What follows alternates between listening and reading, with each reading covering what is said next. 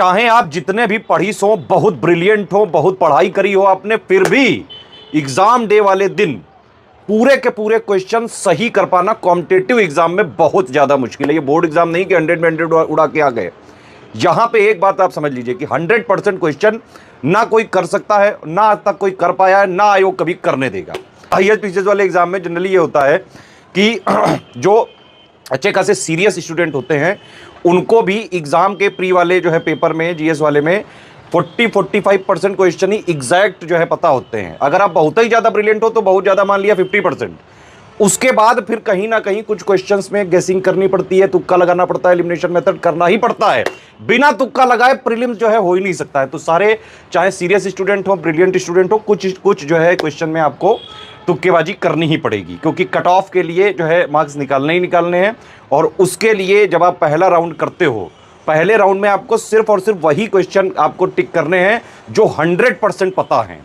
और वो कितने निकलते हैं वो आपकी जो है पढ़ाई पे, इस सीरियसनेस पे, स्मार्टनेस पे, प्लस आपने प्रैक्टिस वगैरह करी है, इन सब पे डिपेंड होता है। अब अगर आप ये समझ लीजिए कि आप चाहे जितने भी ब्रिलियंट हो, मैक्सिमम 50% ही आपको पेपर में ये पता होता है कि 100% सही है। ये नहीं कोई कह सकता है कि भाई मैंने 120 करे और 120 में से 120 सही हो गया, हो ही नहीं सकता ऐसा।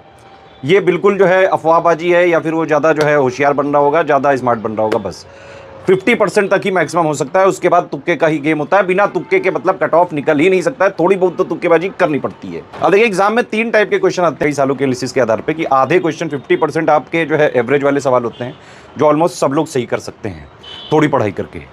फिर जो है अगले जो है 25-30% क्वेश्चन होते हैं, वो थोड़े से मॉडरेट टू टफ होते हैं, जिनको एक्चुअली थोड़ा स्मार्ट तरीका चाहिए, एलिमिनेशन वगैरह चाहिए, है ना, गेसिंग वगैरह चाहिए सॉल्व करने के लिए। और लास्ट के जो 10-15% सवाल होते हैं वो जानबूझ के आयोग इसी तरह से बनाता है कि भाई आप चाहे जितने भी ब्रिलियंट हो, चाहे जितना भी आपको अपने ऊपर एटीट्यूड हो, ईगो हो, वो आपके ईगो को और घमंड को तोड़ने के लिए बनाए जाते हैं कि गुरु चाहे जितने भी पढ़ीस हो ये नहीं करने देंगे। लेकिन जब आप एग्जाम दे रहे होते हैं तो परिस्थितियां जो है काफ़ी ज़्यादा प्रेशर होता है आपके ऊपर, इतने सारे लोग बैठे रहते हैं, बाकायदा सबकी नज़रें होती हैं, तो काफ़ी विषम परिस्थितियों में आप एग्जाम देते हैं। वहाँ पे प्रेशर होता है, साइकोलॉजिकल प्रेशर भी बहुत ज़्यादा होता है। और वहाँ पे परफॉर्म करना प्लस घर पे परफॉर्म करना दोनों अलग अलग चीज़ें हैं, ठीक है।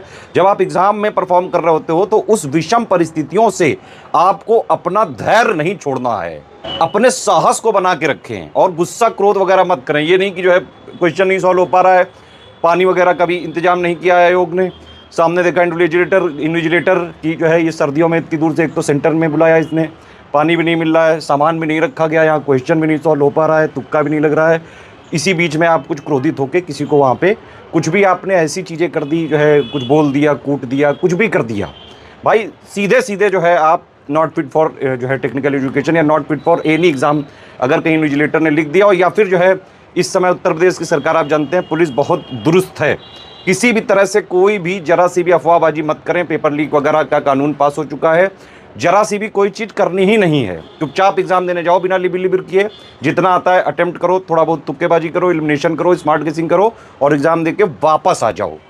एक और बहुत प्रचलित ये जो है लोग कहते हैं कि भाई C ऑप्शन को लगाना चाहिए अगर कुछ ना है तो। मैं आपको बिल्कुल रियली बताऊं, मैंने अभी UP PSC 2018 से लेके 2023 तक का सारी की के जो है ऑप्शन बाकायदा मैंने चेक किए कि भाई क्या C वाले का परसेंटेज ज़्यादा, ऐसा कुछ नहीं है। वो जो है C वाले का परसेंटेज किसी में 20% है, किसी में 27% है, 26% है, 24% है, इसी तरह से है। तो कोई ऐसा फिक्स पैटर्न नहीं है। मतलब जैसे ये प्रोबेबिलिटी होती है ना कि भाई 4 ऑप्शन है तो चारों जो है 25% होंगे, है ना, तो वो उसी तरह से है। ये ऐसा कोई विशेष यहाँ पे वो नहीं है कि भाई C ही ऑप्शन आता है, तो ये सब बेवकूफ़ी कतई मत करें। देखिए इसमें ये समझना पड़ेगा आपको तुक्केबाजी करते टाइम की 2-3 टाइप के क्वेश्चन होंगे। एक तो ये होगा कि भाई सीधे आपका सॉल्व हो गया, है ना। एक वो होगा कि जिसके चारों में से कुछ भी नहीं पता है, आपको रत्ती भर भी पता नहीं ना, जीवन में पहली बार ही उस क्वेश्चन के शब्दों को या फिर कोई टेक्निकल टर्म देख रहे हैं, कि पहली बार ही जो है पेपर ही देख रहे हो, ऐसे क्वेश्चनों को कतई ना छुएं। ये वाले क्वेश्चन 150 में से करीबन मेरे हिसाब से 10-12% हो सकते हैं। तो ऐसे क्वेश्चनों में तो तुक्केबाजी करनी नहीं, मतलब 100% पेपर नहीं सॉल्व करके आना है भाई। थोड़ा सा ऐसा बिना रिस्क लो कि नहीं सर आपने बोला नो रिस्क नो गेन, 150 में 150 मार के आऊंगा मैं, ऐसे नहीं करना है भाई। दिमाग खुला रखना है, वैज्ञानिक तरीके से करनी है चीजें। अब 2 टाइप के और बचे कि भाई एक तो ये होगा कि आपने 2 ऑप्शन किसी तरह एलिमिनेट कर लिए, उसमें 2 में से कोई बस फंसा हुआ है, और एक वो होगा कि आपने एक ही ऑप्शन एलिमिनेट कर पाया, 3 में से फंसा हुआ है। मेरे हिसाब से इन दोनों टाइप के केसेस में आपको जो है स्मार्ट गेसिंग, एलिमिनेशन मेथड और अपने कॉमन सेंस का यूज करके जरूर अटेम्प्ट करके आना चाहिए वहां पे। ये रिकमेंडेड है, क्योंकि कट ऑफ तो आपको निकालना ही है किसी भी हालत में। बिल्कुल सेफ साइड खेलोगे तो फिर तो कतई नहीं होना है।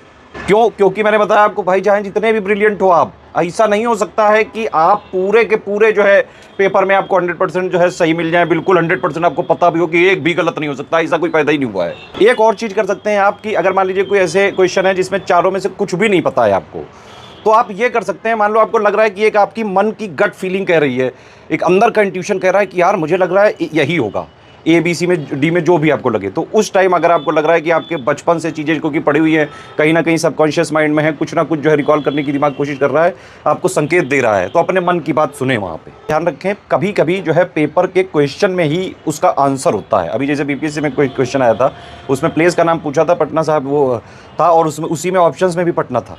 तो इस तरह के भी क्वेश्चन आते हैं, ध्यान रखना। ध्यान से दिमाग खोल के अगर आप जो है सारा पेपर सॉल्व करोगे, तभी मैं कह रहा हूँ नींद लेके जाओ, फ्रेश माइंड से देना पेपर, और एग्जाम के जस्ट पहले मत कुछ पढ़ना, अपने माइंड को फ्रेश रखो, ताकि आप जो है स्मार्ट गेसिंग, एलिमिनेशन है ना, और presence of mind, common sense, इन सबका यूज भी कर सको। कभी क्वेश्चन से आंसर ना निकले तो आंसर से देखो कि भाई क्या क्या चीज़ें हो सकती हैं, रिवर्स इंजीनियरिंग करने की कोशिश करो, कुछ ना कुछ तिकड़म लगाना जरूर। और जो है पेपर को पहले राउंड में ये जरूर करना कि सिर्फ वही क्वेश्चन आप अटेम्प्ट करें। अगर कोई में जरा सा भी कंफ्यूजन हो रहा है तो कि हाँ बाद में करेंगे, बाद में करेंगे, बाद में करेंगे, जो 100% पता हो वही करना, तभी साइकोलॉजिकली आप प्रेशर जो है पेपर पे बना पाएंगे और उस पर उछल के कूदोगे।